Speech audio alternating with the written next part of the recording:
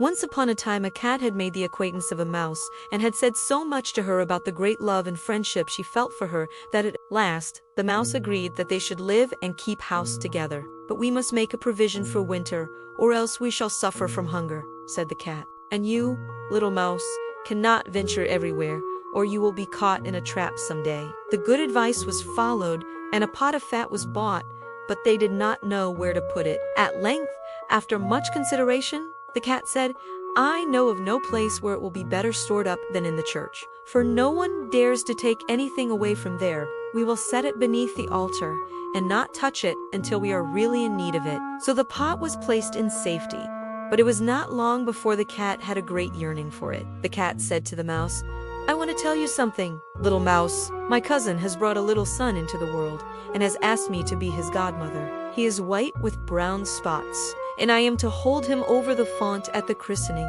Let me go out today, and you look after the house by yourself." "Yes, yes," answered the mouse. "By all means go, and if you get anything good to eat, think of me. I should like a little drop of the red christening wine." But the cat went straight to the church, crept to the pot of fat, began to lick it, and licked the top of the fat off. Then she took a walk upon the roofs of the town, looked out for opportunities, and then stretched herself in the sun and licked her whiskers whenever she thought of the pot of fat. She did not return home until it was evening. "Well, here you are again," said the mouse.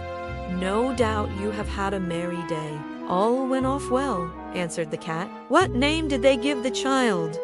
"Tap off," said the cat, quite coolly. "Top off," cried the mouse. "That is a very droll and curious name. Is it a common one in your family?"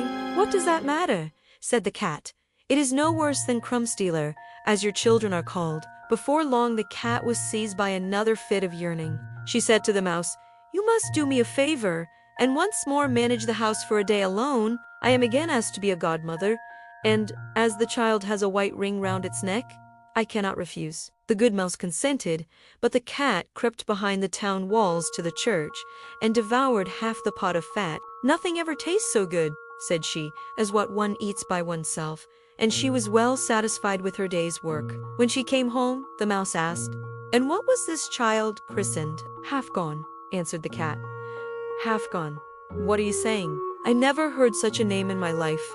I will wager anything it is not in the calendar." The cat's mouth soon began to water for another licking. "It is all very well to be a godmother," she said, "but I have now been asked for a third time. The child is black and has nothing but white paws, but with that exception, it has not a single white hair on its whole body. This only happens once in a few years, so you will let me go, won't you?" "Top off Huffgun," answered the mouse.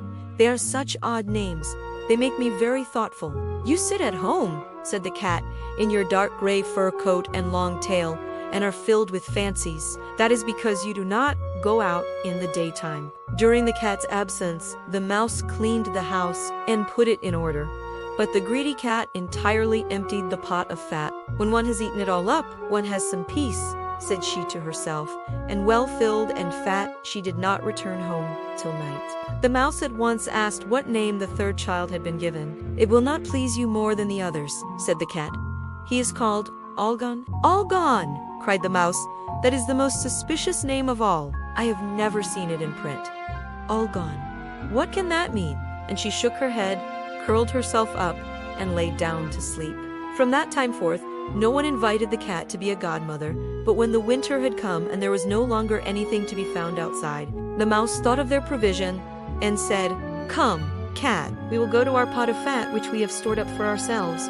We shall enjoy that." "Yes," answered the cat, "you will enjoy it as much as you would enjoy sticking that dainty tongue of yours out of the window." They set out on their way, but when they arrived, the pot of fat certainly was still in its place, but it was empty.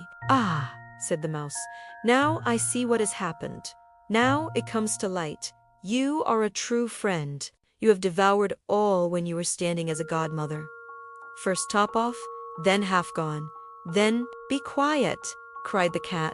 "One word more, and I will eat you too." All gone was already on the poor mouse's lips. Scarcely had she spoken it before the cat sprang on her, seized her, and swallowed her down. You see, that is the way of the world. If you liked this story, please make a comment and like it so we can make more videos like this. Thank you for watching.